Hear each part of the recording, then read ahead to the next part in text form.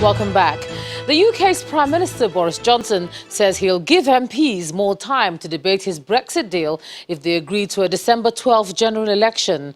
Mr Johnson says he expects the EU to grant an extension to his October the 31st deadline, even though he really did not want one.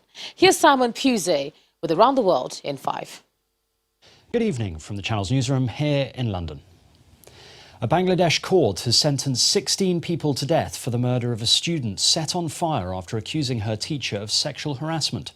Nusrat Jahan Rafi died in April in Feni, a small town around 160 kilometres outside the capital Dhaka. The head teacher, Nusrat, had accused of harassment, seen here being led away after the verdict, and 2 female classmates were among those convicted. Her murder shocked the country and led to a series of protests demanding justice for Nusrat. The trial has been one of the quickest in a country where such cases usually take years to conclude. It's emerged the 39 people found dead in a refrigerator trailer in Essex were Chinese nationals. Police are continuing to question lorry driver Mo Robinson, who was arrested on suspicion of murder. Officers in Northern Ireland have raided 2 houses, and the National Crime Agency said it was working to identify organised crime groups who may have played a part. Flowers have been placed at the scene where 31 men and 8 women's bodies were found. Here, CCTV shows the lorry moments before it entered the industrial estate.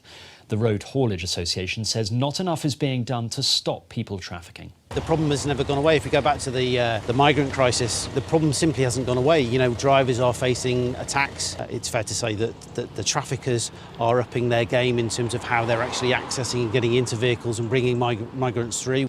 The remains of Spanish dictator Franco have been moved from a vast mausoleum to a low-key grave 44 years after his funeral. After the remains were exhumed in a private ceremony, family members carried the coffin out of the Basilica of the Valley of the Fallen, a national monument carved into the mountain. The coffin was then transported by helicopter to the Mingo Rubio Cemetery.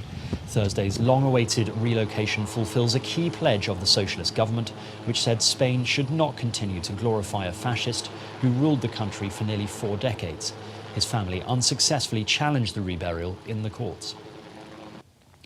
Protests have once again flared in Chile's capital, Santiago, after days of arson attacks and looting, which has seen more than 6,000 people detained and at least 15 people killed. Thousands of Chileans defied a state of emergency and military curfews. Clashes erupted after largely peaceful marches were led by students and trade unionists in the first formally organised demonstration since Chilean President Sebastián Piñera pledged social reforms. Russian President Vladimir Putin has hosted dozens of African heads of state for a summit aimed at boosting Russia's influence on the continent. David Doyle reports. It's not just nuclear-capable jets arriving from Russia on the African continent this week. Russian influence is also coming into land.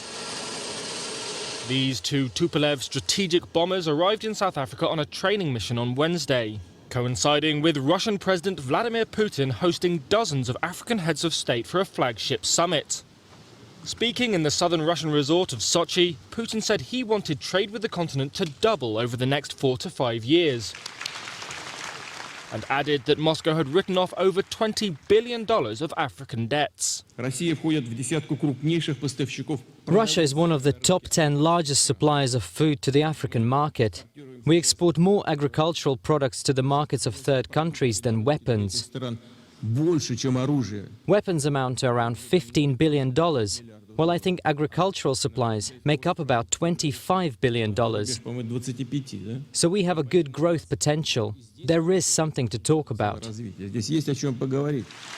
Before the event, he accused Western governments of intimidating African nations to exploit their resources, while Russia, he said, was ready to help without political or other considerations. Among the meetings in Sochi, Putin sat down with Nigerian President Muhammadu Buhari and more than a dozen senior officials, in what turned out to be a male-only affair. Hardly any lady here, ladies and gentlemen. The prize for Putin is greater political clout on a continent with 54 United Nations member states, vast mineral wealth and potentially lucrative markets for Russian-manufactured weapons. US officials have vowed to counter what they see as Moscow's growing political and economic clout in Africa.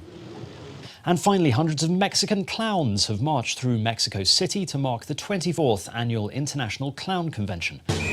Aimed at honing their craft and supporting the industry, the convention, known as the Fair of Laughter, brings together clowns from countries such as Peru, Nicaragua, Costa Rica and the United States.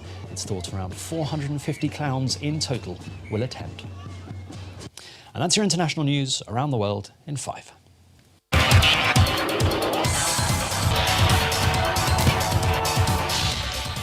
Air Warriors of Abuja have emerged champions of this year's Nigeria Women Basketball League for the first time. Well, the Nigeria Air Force-sponsored team edged past MFM Queens of Lagos 55 to 53 points in the final, played at the Indoor Sports Hall of the National Stadium in Surulere, Lagos.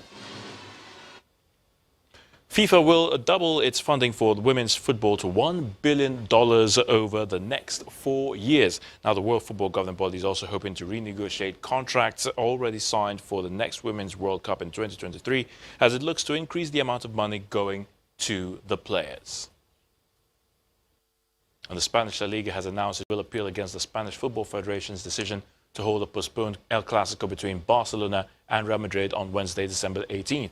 Now, the game was due to be played at Barca's Camp Nou Stadium on Saturday, but was postponed following a request from La Liga owing to security concerns. And that's a wrap on sports news. Is back to you, Joma.